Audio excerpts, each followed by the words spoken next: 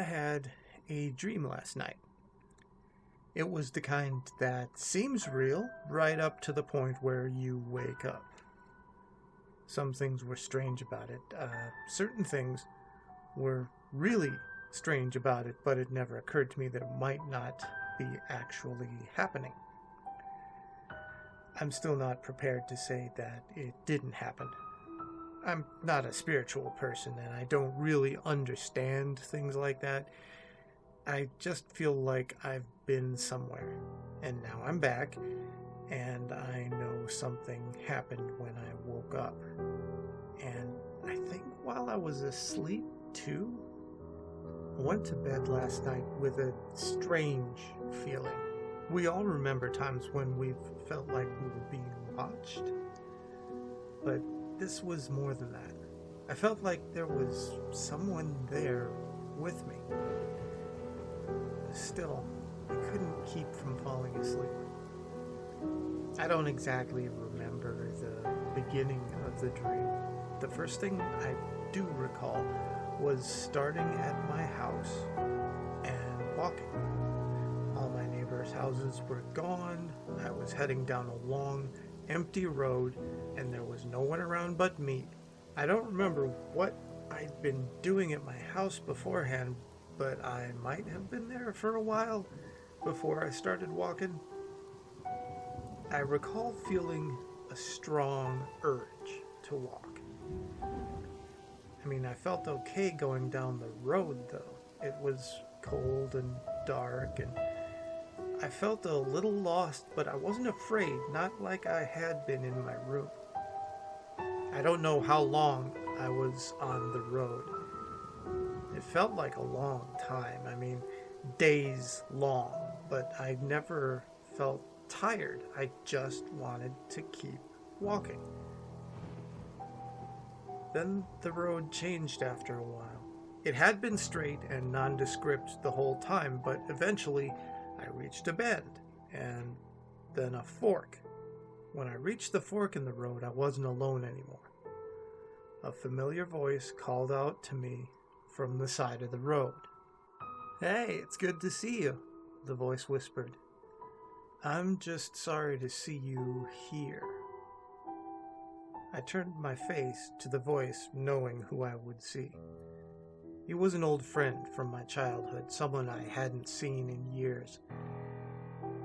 He looked a little different from how I remembered him, but not by much. He was older than when I had seen him last, obviously, but he seemed at least a few years younger than me somehow, even though we're supposed to be the same age. He was also very pale, unbelievably white, in fact, and he had deep circles around his eyes that were solid blue, as were his lips. "What are you doing here?" I asked. "I'm here to warn you," he replied. Naturally, I was all ears. "There's a man in your house right now," he explained. "What do you mean there's someone in my house? I was just there, I think." I didn't actually know how long ago I'd been there. I wasn't sure how long I'd been walking. "You don't understand," my friend stammered with apparent urgency. "He's really in your house right now." I had no idea what he was talking about, but I was curious. "Well, who is he?" I asked him. "He's the cold man. He comes to people at night when they're afraid." The cold man? I'd never heard of anything like that before. I wanted to know more, so I asked, "Well, what does this cold man do?" "He waits to be noticed, and then he makes his move." You know that chill you feel on your back when something really scares you? That isn't nerves. That isn't shivers. That's him standing behind you. "What for?" I wondered. What does he do once you notice him? My friend looked down and away. Apparently he didn't want to answer that question. Just don't let him in, he cautioned. What do you mean? He can be close forever, my friend explained. He'll walk around your house at night, and he'll even stand in your room when you're asleep, like he is in yours, right now. He can know where you are. He can even be looking right at you, but he won't find you unless you let him. That doesn't make any sense. How does he find you? I mean, how do you let him? My friend looked to either side of the road like he was worried that someone might overhear. Then he leaned in very close and whispered, "If you see him, if you hear him, or even if you ever start to feel suddenly very cold, don't move, don't speak out loud, don't acknowledge him, don't ever let him in." I don't understand, I admitted. How do I get rid of him? You don't. You can't, my friend replied in a small, shuddering voice. Look, I'm out of time. Out of time? I repeated, not sure what he meant exactly. My friend shook his head. His eyes were wide and he was shivering. Off in the distance, I noticed a dark figure creeping up behind him, but something kept me from speaking. My time is up, he stammered. Just whatever you do, don't let him in. And whatever you do, don't answer it. And something pulled my friend into the darkness. And suddenly I couldn't see him anymore. Before I could start to follow after him, though, I was startled awake by a loud noise.